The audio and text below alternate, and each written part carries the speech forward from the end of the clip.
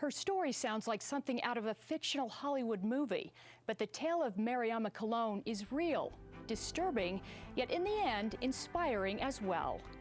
It's a very scary moment.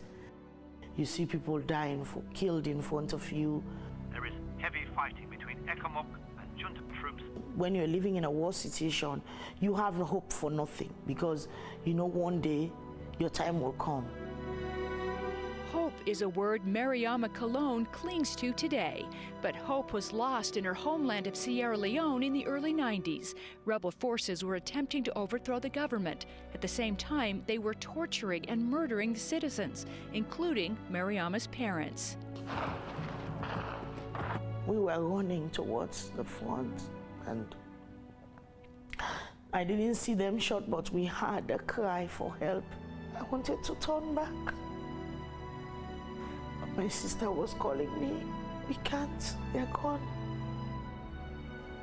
They were eaten by vultures or dogs, or there was no time to bury the dead. There was barely enough time to run. Mariama, then 25, her sister and brother ran for their lives, but the rebels eventually caught up. Her brother was killed for refusing to join them. The women feared they were next. Unfortunately for my elder sister, she was among the first 5, and they chopped off her legs and she was put in the corner and she was waving to me, crying. It was then, Mariama says, she felt the need to pray to see if God actually exists. And as I said that prayer with the prayer of the other women, because everybody was calling upon him, we heard noise from the other village, people running, coming. The soldiers are coming to rescue us. The soldiers are coming. The group was rescued. Mariama's sister was taken away to the hospital, but she never saw her again. She died several years later. Mariama is her family's lone survivor. When I said that little prayer to that God, that he was able to come to my rescue. And that very moment I knew there was something for him to save me from this, because there was no way I would have been saved. Mariama says she was also saved by a friend who introduced her to her LDS neighbors. They told her the church was where she could find peace, courage, and hope. Mariama was converted and went on to serve a mission on Salt Lake's Temple Square. Today, she's a popular speaker, sharing her remarkable story. The thing I want people to grasp onto is to have faith in the living God and to have hope that he loves and cares for his children. Sometimes I think, oh, it's exhausting, it's hard, but then the traveling and all that, but then the feeling just tells me that this is why he saved you. Mariama Kallon joins us now, and you have a hard time even watching that now. Such unimaginable tragedy. How did you get through that? I believe I get through it with the help of God, because I come to realize now that he has a plan for me, has a purpose for my life, and that's why he was able to save me. In the interview, you told me part of the reason you converted to the church was a lesson you heard a woman speaking in Alma about the resurrection. Why was the resurrection so key to your conversion?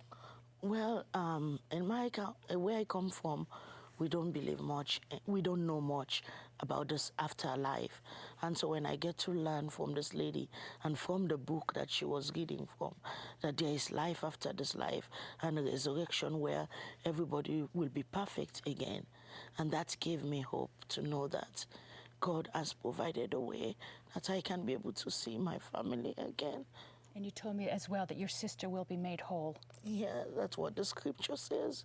And I come to believe that what God has said will come to pass. You also said one of the key things you want to share with people is forgiveness. That's so powerful coming from you, from what you've witnessed. Forgiveness, talk about how important that is for you.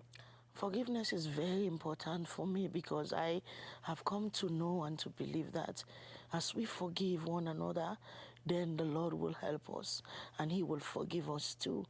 Because with forgiveness, you can be able to move on.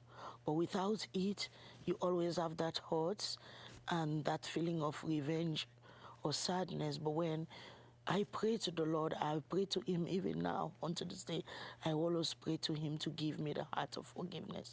And that has helped me to be able to move on with my life. That's amazing. After your mission to Temple Square, how was it that you were able to stay in Utah? You've been here ever since. Yes, after my mission, well, before the end of my mission, the Lord introduced me to a family who intervened and was able to ask the church's permission for me to stay, because I had no family to return back to. I didn't even know what was going to be the outcome of my life, because the war was still going on.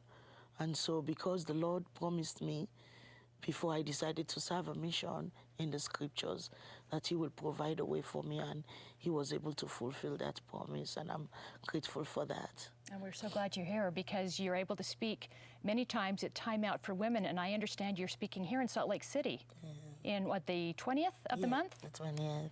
And I understand it's sold out. It is. Oh, too bad for those of us who don't have tickets. You've got such a powerful message, and I hope everybody that watched this will come away stronger with forgiveness and on the resurrection and everything. Thank you so much, Mariama, for sharing your story. Thank you very much. Appreciate it. Kathy. Coming up next, just like Mariama's miraculous answer to prayer, author Gerald Lund calls it God's divine signature. Elder Lund will be here to explain when we come back.